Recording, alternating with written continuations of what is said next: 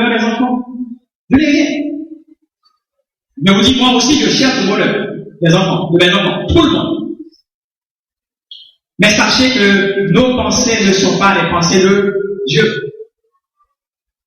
Si pour nous le bonheur, c'est la chose la plus importante, pour Dieu, ce n'est pas la chose la plus importante. L'important pour Dieu, c'est de chercher à le glorifier. Et donc, la chose la plus importante pour nous, c'est de porter nos enfants à glorifier Dieu toujours. Les enfants peuvent être heureux. Les enfants seront heureux. Nous pouvons encourager nos enfants à être heureux, mais à l'être en recherchant la volonté de Dieu, tout en glorifiant Dieu. Tout le monde cherche aussi le succès de leurs enfants. Lorsque l'enfant apporte le carnet avec 7, nous disons, donnez-moi 8. Lorsqu'il apporte 8, nous disons, donnez-moi 9. C'est normal. C'est bien beau. Mais en tant que parents, en tant que père de famille chrétien, nous devons montrer aux enfants la voie à suivre pour obtenir ce succès. Car tout succès en dehors du Seigneur n'est autre échec. Le livre de Josué, chapitre 1, verset 8, nous dit que ce livre de la loi ne s'éloigne pas de ta bouche, médite-le jour et nuit pour agir fidèlement selon tout ce qui est écrit. Ah, c'est alors que tu auras du succès dans tes entreprises, c'est alors que tu réussiras. Donc la parole de Dieu nous dit que nos enfants auront du succès quand ils rumineront la parole de Dieu. Ce matin, cher papa, que l'on fête chez vous, que l'on vous fête chez vous ou pas, que vous soyez considérés ou pas, vous n'avez pas à vous plaindre. Vous devez savoir que c'est une bénédiction d'être père de famille. Et comme toute bénédiction est accompagnée de responsabilités, vous avez pour devoir de répondre à vos responsabilités et de l'être fiers. Si ce matin on n'a pas été le papa en or qu'on aurait dû être, est-ce fini pour autant? Non, ce n'est pas fini. Nous allons nous donner une nouvelle chance. Et je demande à chaque épouse ce matin, à chaque enfant ce matin, de donner une nouvelle chance au papa. Nous avons affaire à un Dieu qui relève, à un Dieu qui prend toujours la chance de faire toutes choses nouvelles, et un Dieu qui donne toujours une nouvelle chance. Alors, cher papa, comme moi, prenons la décision ce matin de recommencer avec nos enfants, de recommencer avec notre femme. Et vous enfants qui m'écoutez, sachez que votre père est votre père. Vous lui donnez respect, obéissance, amour, soumission jusqu'à votre mort. Car le Seigneur a mis à vos côtés votre père et votre mère pour que vous profitiez de leurs expériences. Retenez ceci, chers enfants. Un enfant, même lorsqu'il ne reste pas toujours un enfant, reste toujours l'enfant de ses parents. À l'occasion de cette période de fête des pères, à l'occasion de notre journée de famille, je veux une nouvelle fois demander à chaque papa de reconsidérer leur façon de se comporter dans la maison. Agissez tel qu'à la fin de vos jours, on dise au moins que vous avez été un père enseignant, un père protecteur, un père qui avait poussé ses enfants à chercher à faire la volonté du Seigneur.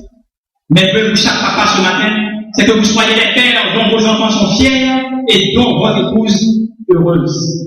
Puisse le Seigneur dans ses compassions nous aider, nous papas, à accomplir dignement et chrétiennement notre rôle, nous aider à devenir ses pères et pourquoi pas ses mères dans l'église, dans le foyer, dans notre société en temps de besoin. Il en soit ainsi de chaque jour.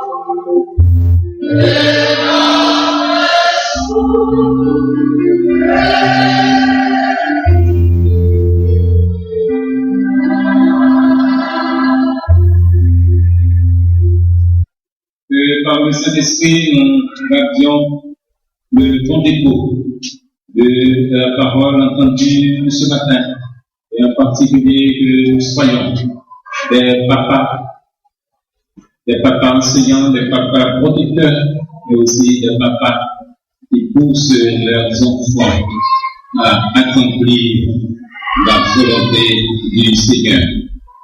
Nous allons, mes frères et mes sœurs et Christ, avancer vers la fin de ce culte tout en ayant en tête la prédication du jour. Nous chantons « Venez au Sauveur charitable, c'est de mon cœur la grande désir. Seigneur, ta grâce est redoutable, qui ne veut pas la saisir. Ô Seigneur, en ce jour suprême, ton enfant saisira ta main, car toi seul est toujours le même, hier, aujourd'hui, demain.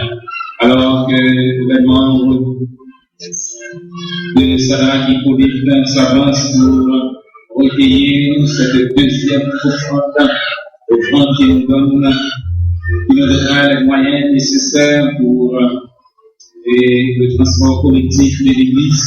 N'oubliez pas l'opération de Yadoken et honnête de tout genre et s'il vous plaît, vos pièces de 20 centimes d'une goutte.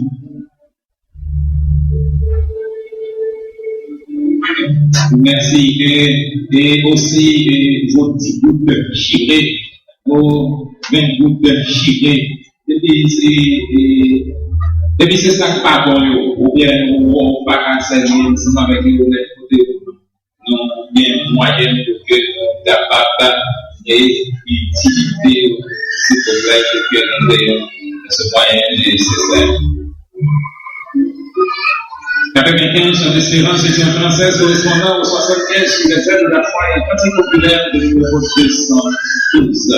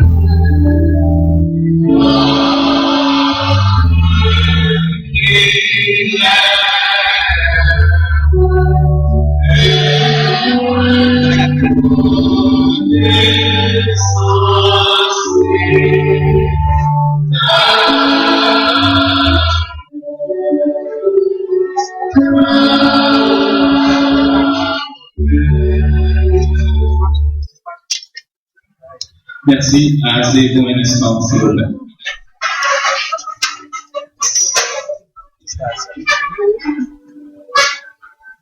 Vous pouvez faire un demi-cercle ici. Ok. Ça va. Et chers parents, laissez-nous vous donner la lecture biblique pour cette belle circonstance. Et ces commandements que Dieu te donne aujourd'hui seront dans ton cœur. Tu les inculqueras à tes enfants et tu en parleras quand tu seras dans ta maison, quand tu iras en voyage, quand tu te coucheras et quand tu te lèveras. Dans le cours de l'année, Anne devint enceinte et elle enfanta un fils qu'elle nomma Samuel. Car, dit-elle, je l'ai demandé à l'Éternel. Quand elle m'eut sevré, elle me fit monter avec elle et prit 3 taureaux, un épha de farine et une autre de vin. Elle le mena dans la maison de l'Éternel à Shiloh. L'enfant était encore tout jeune. Ils dégorgèrent les taureaux et ils conduisirent l'enfant à Élie. Anne dit, mon Seigneur, pardon, aussi vrai que ton vie, mon Seigneur, je suis cette femme qui me tenait ici près de toi pour prier l'Éternel. C'était pour cet enfant que je priais. Et l'Éternel a exaucé la prière que je lui adressais. Aussi, je vais le prêter à l'Éternel. Il sera toute sa vie prêté à l'Éternel. Et ils se présentèrent là, prosternant là devant l'Éternel. Et le jeune Samuel